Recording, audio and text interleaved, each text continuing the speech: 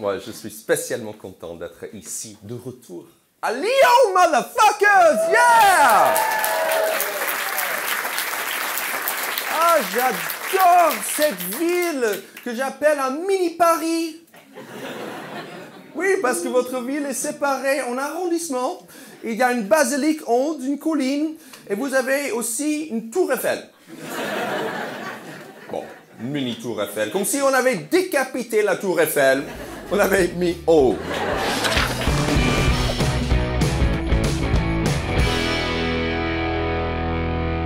Et chaque fois que je joue dans une ville, j'aime faire le touriste. Et j'ai eu beaucoup de conseils, de choses à voir à Lyon, justement. La colline de Fourvière.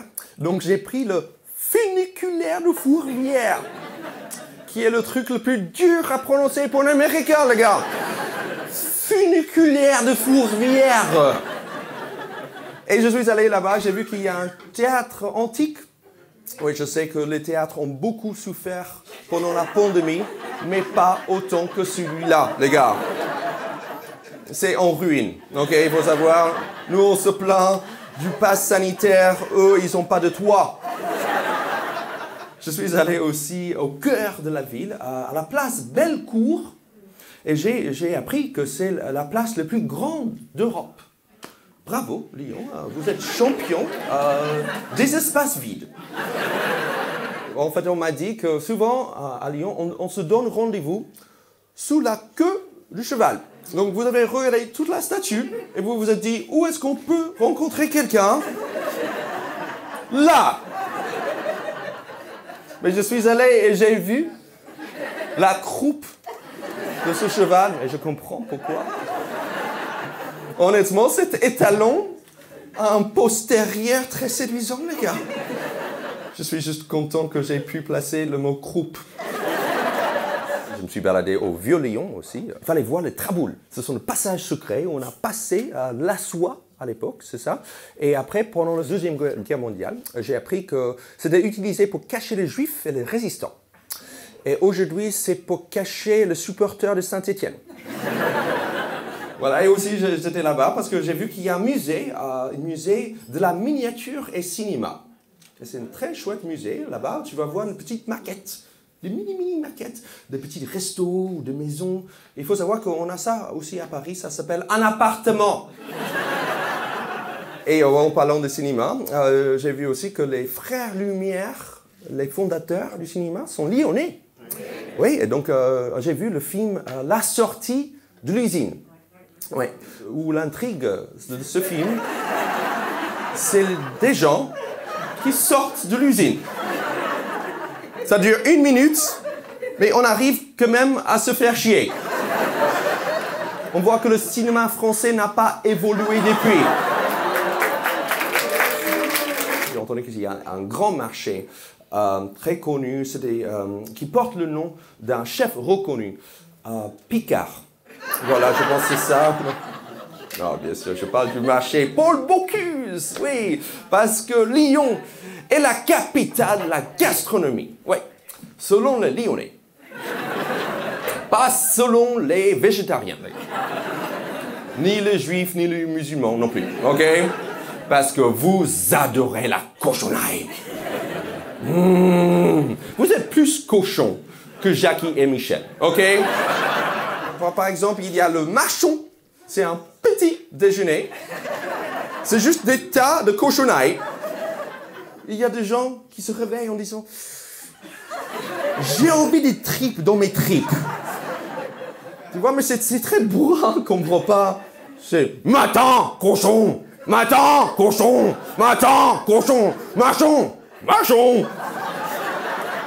Machon! Machon! » J'étais tellement fier de cette blague-là. Et on m'a dit aussi de manger quelque chose qui s'appelle les cervelles de canut. Mais j'ai appris après que c'est du fromage. Oui, vous avez donné un pauvre fromage le nom cervelle de canut. Tandis qu'il y a le fromage de tête, qui est de la viande. En fait, votre but, c'est de juste duper les touristes, j'ai l'impression. Parce que j'ai appris qu'un bouchon ici est un restaurant. un coussin est un bonbon, un tablier le sapeur et des tripes. Et Jésus est un saucisson. Peut-être vous êtes la capitale de la gastronomie, mais vous chiez sur l'étymologie, les gars. Et bon, chaque fois que je joue mon one-man show, j'ai un public qui vient de partout dans le monde. J'ai pas mal d'étrangers qui viennent ici me voir. Donc je voudrais savoir, est-ce qu'on a des étrangers? Oh, wow! Quel enthousiasme! Il y avait plus d'enthousiasme pour le fait d'être étranger que pour la ville de Lyon, apparemment. OK. Alors, c'est là, vous êtes en haut, c'est ça? Yeah! Oh, c'est là où vous mettez vos étrangers. OK. Donc... Pourquoi vous venez d'où? New York. Get the fuck out of here! New York! Et quoi d'autre? New York. New York et New York! Vous êtes combien? Je ne vous vois pas du tout. On est two. D'accord, j'aurais compris 2. Pourquoi vous êtes venu? Parce que j'ai rencontré mon mari dans Ah, c'est chiant ça!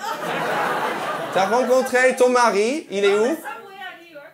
Ah, tu l'as rencontré dans le subway à New York! Le métro à New York, qui faisait la manche, quoi. Et donc, il est français? Il est là ce soir? Non. Ça se passe bien? Voilà, c'est un mariage blanc, les gars. Voilà. Et vous voulez fuir Donald Trump. Vous venez d'où? Moi, l'Argentine. Ah, ok. Ça fait longtemps que tu es en France? Non, ça fait une semaine. Et tu parles comme ça? Une semaine? Mais t'as appris le français avant de venir, j'espère? Oui, j'ai fait des courses l'année dernière.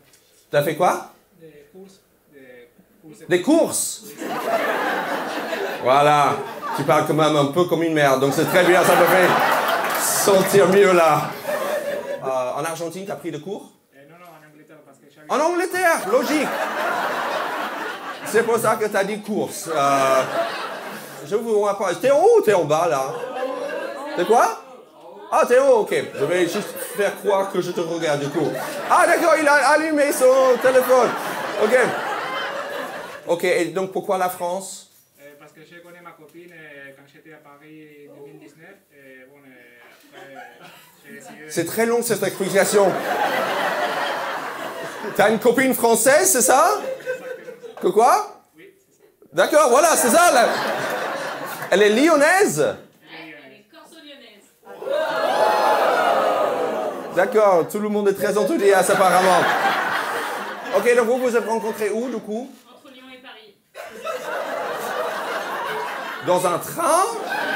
Ou sur les rails? Dans un bus. Dans un bus! Oh putain, les pauvres sont en haut quoi! Il y a quoi d'autre comme étranger ce soir? Et ça fait longtemps que tu es en France? Ça fait 10 ans que je suis en France. Ah, t'as quel âge? J'ai 18. Ah, ok, c'est logique. Donc t'es venu en France quand t'avais 8 ans? Ah oui, c'est ça. Ok, et donc t'es française quoi? Tu te vois comme plus allemande ou française? Bah du coup, je suis une Allemande avec une tête vietnamienne. Ok. Je te vois pas, donc t'aurais pu... Peut-être t'es en train de me mentir, hein, mais... Ok, non, toujours pas. Mais ok. C'est la première fois, je pense, que t'as fait ça avec un porte-à-voix. Tu vois mes yeux briller, hein? J'espère la dernière. Mais il y a quand même un mot que j'emploie uniquement en français avec mes enfants. C'est quand je parle du sexe des enfants. Parce qu'il faut savoir qu'en anglais, on n'a pas de mot mignon pour parler du sexe des enfants, tandis qu'en français, vous en avez plein.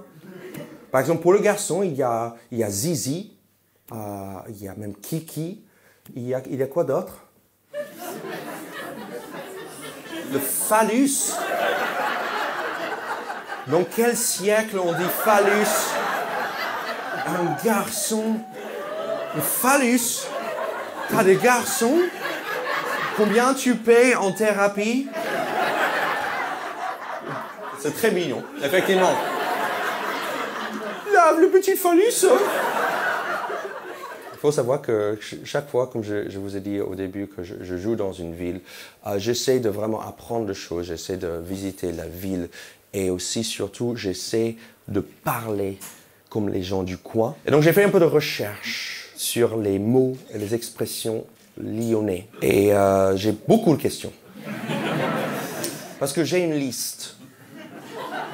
C'est cher bien. Ça veut dire quoi, cher, dans ce cas-là? C'est trop. Cher, ça veut dire trop chez vous. Vous avez déjà dit, c'est cher, cher. Ou pas du tout?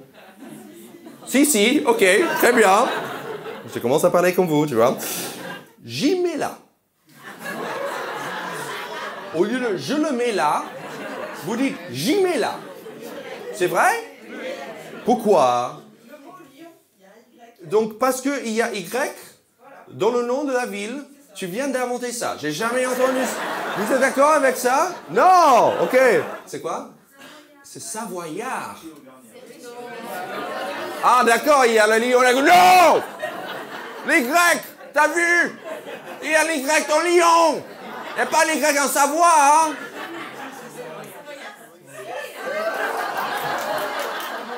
Des pélos. C'est quoi des pélos? Des pélos, ça veut dire des gens. Des hommes. Ou des hommes ou des femmes.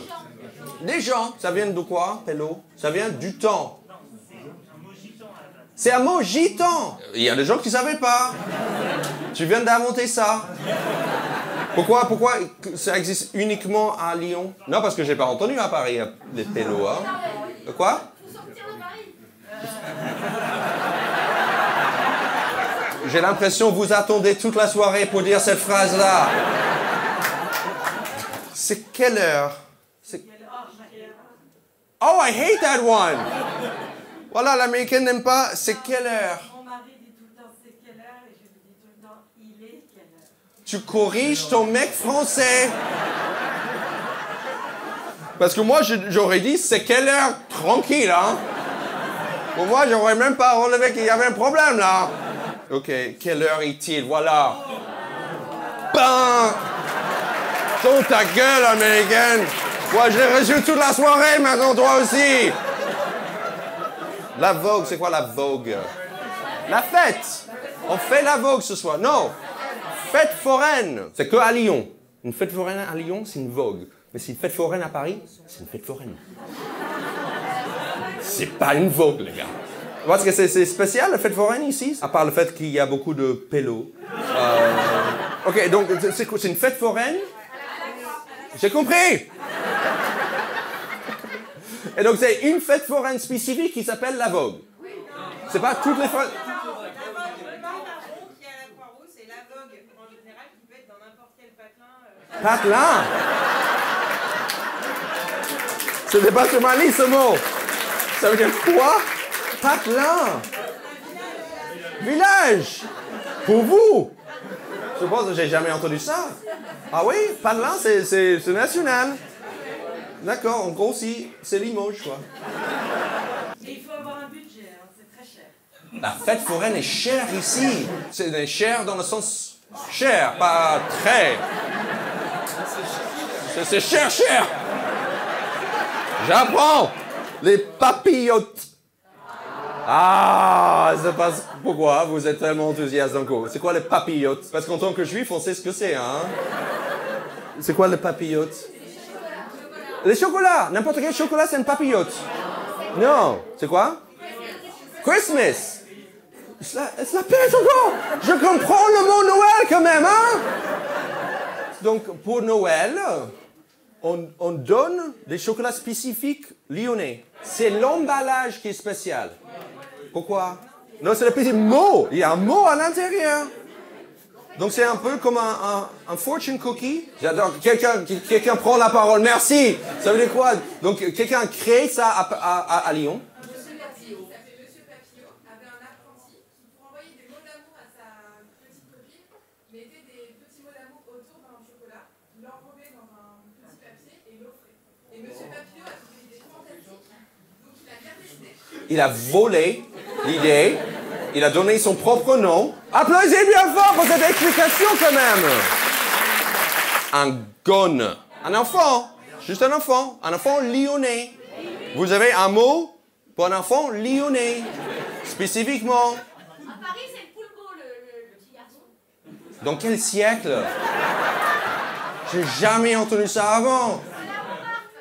À Montmartre. Uniquement les enfants de Montmartre.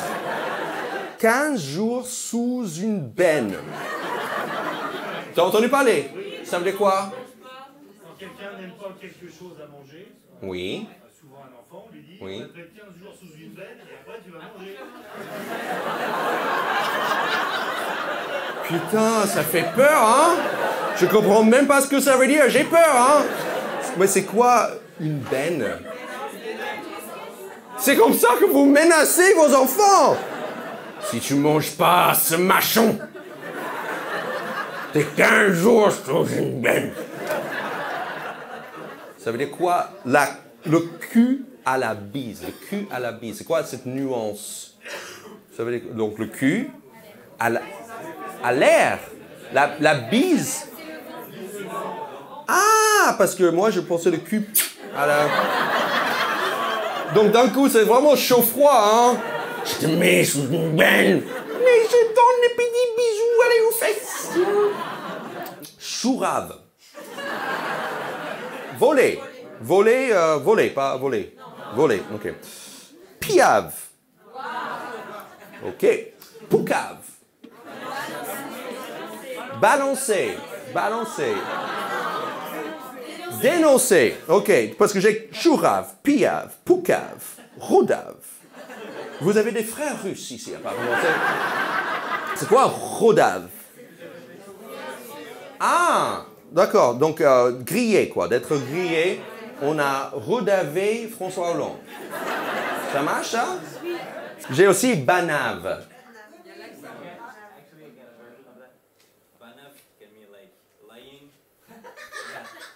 Mais tu viens d'où? You're at the bar since the beginning. Et là, il dit, banave, je dois rentrer là, je dois dire, putain de merde, ça, je dois corriger ça.